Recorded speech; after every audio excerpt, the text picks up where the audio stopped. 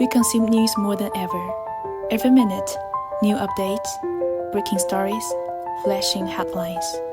But with all this constant information, are we really more informed or just more manipulated?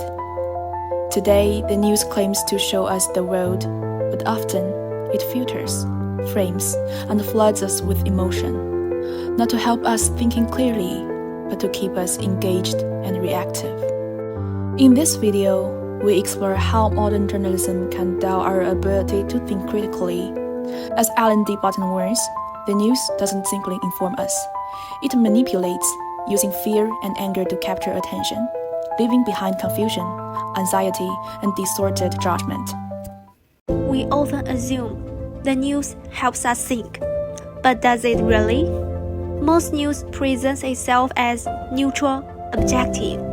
In truth, it frames reality through selective narratives, telling us not just what to think about, but how to think about it. Long before 24-hour news circles, journalism offered space to slow down, to reflect, to question. But today, that space is gone. As Alan Durberton summarized from Gustav Faubourg's critique, news prevents people from thinking for themselves. Walter Benjamin warned us too. When news becomes a product, the line between author and reader begins to blur, but not in a good way.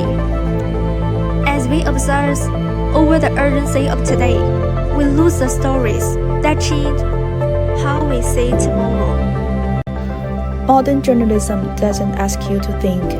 It demands that you feel fear, anger, shock. These emotions aren't side effects. They are the design. We believe we are making choices, that we are deciding what to read, what to care about. But most of what we see is chosen for us.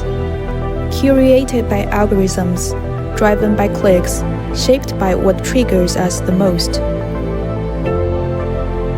Walter Benjamin saw this coming. He called it new objectivity, where real political struggle gets flattened into spectacle, a product to consume, then forget. What we mistake for information is often just emotional choreography. What feels like freedom is a very carefully constructed cage. The wealth of information means a dearth of something else. It consumes the attention of its recipients. Hence, a wealth of information creates a poverty of attention. Modern news is engineered around that poverty. Short, episodic, intensely emotional. It feels like understanding, yet it suppresses deliberation. A large-scale Twitter experiment confirms it. Bill et al. Report. We find no evidence that exposure to obscene views on social media reduces political polarization. Personalization reinforces what we already believe. Diversity shrinks the longer we scroll. Sometimes a headline breaks the trance. Alma Madaway asks, "What did you do during the genocide in Gaza?" She doesn't ask what happened. She asks what we did. The reader becomes a moral participant, not a passive spectator. Walter Benjamin foresaw this shift.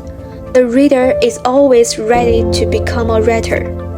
Yet today's media metrics treat audience as traffic, not co-authors of meaning.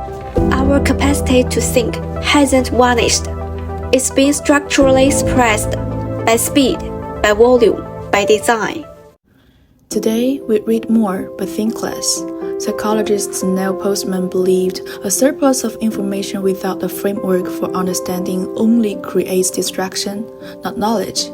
What we need is not more news, but a different kind of news. Slow, explanatory journalism gives space to context. It slows the rhythm so meaning can emerge. We also need to redefine who the journalist is. Benjamin believed the reader is always ready to become a writer. Today, platforms like Bellingcat prove he was right. Truth can be a collaborative act. News doesn't just show the world, it reflects our choices and our silence.